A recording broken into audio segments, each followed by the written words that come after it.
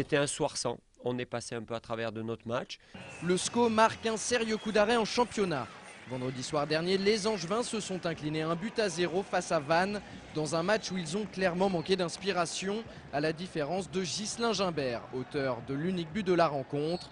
Un but tout simplement exceptionnel. Après Brest il y a 10 jours, c'est le deuxième revers consécutif en Ligue 2 pour les hommes de Jean-Louis Garcia, le premier à Jambouin depuis le 29 août dernier. C'est la victoire un peu d'un groupe ce soir qui s'est serré les coudes pendant 95 minutes à ne pas prendre de but et puis à tenir bon jusqu'à la fin.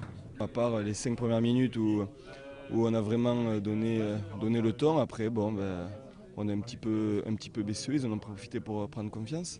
Dans un stade Jambouin qui affiche sa plus grosse affluence de la saison avec près de 8600 spectateurs, c'est vrai que les scoïstes rentrent plutôt bien dans la partie.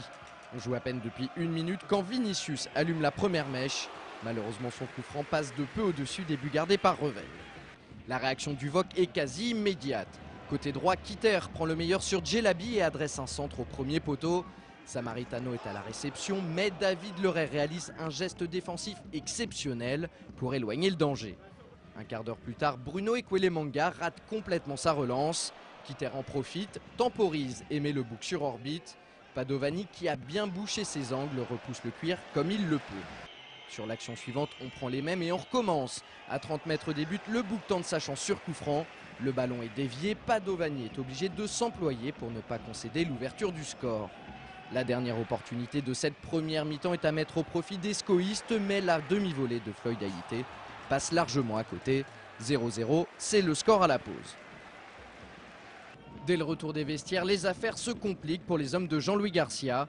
On joue la 47e minute quand Gimbert se sent pousser des ailes. Très beau geste technique aussi pour se débarrasser de Malik Couturier. Attention, on se rapproche des buts. La frappe. Oh, et quel magnifique but de Gimbert. Une superbe frappe du pied gauche qui vient tromper Jean-Daniel Padovani.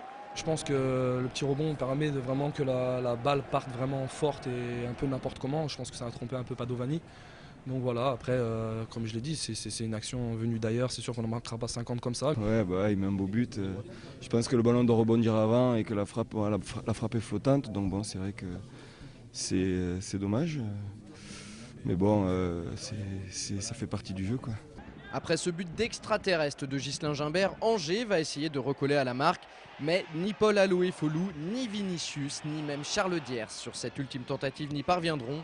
Au final, Angers enregistre son 5e revers de la saison, son 2e face à Vannes et son 4e contre des formations venues de Bretagne. Je crois que ce soir, on n'a pas vu le vrai visage du SCO. On a failli un petit peu dans le jeu, mais j'ai le sentiment qu'on a surtout failli un petit peu mentalement. Ce soir, j'ai vu beaucoup trop de fébrilité dans notre jeu, un manque de maîtrise technique flagrant. Pas assez de mobilité, ce qui fait que notre jeu ne pouvait pas exister. Et à partir de là, c'était compliqué de faire un meilleur résultat. Aujourd'hui, on est encore sur le podium. Compte tenu du match qu'on a fait ce soir, c'est vraiment une très très bonne nouvelle. Cette place sur le podium, c'est bien la seule chose à retenir de cette soirée. Et encore, les Angevins ont réussi à la conserver grâce aux faux pas de Strasbourg et de Boulogne qui se sont respectivement inclinés face à Sedan et Reims. Par contre, Montpellier, qui n'a fait qu'une bouchée de Dijon, revient à une toute petite longueur du SCO. De son côté, Lens s'envole en tête du classement après sa victoire 2-1 sur Metz hier soir.